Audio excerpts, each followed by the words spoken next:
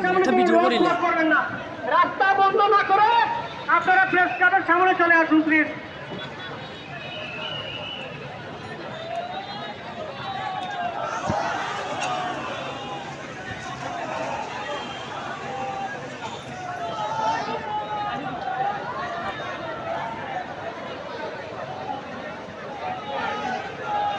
আমাদের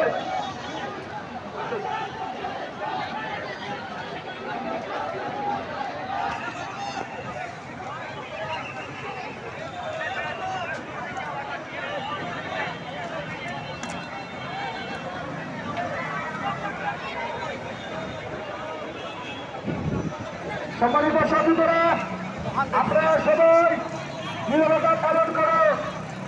আমাদের সরাসরি চেতনার আমরা আজকে মানববন্ধন আমাদের সফল হয়েছে। আমরা এই মানববন্ধন কর্মসূচি চলমান রাখবো যতদিন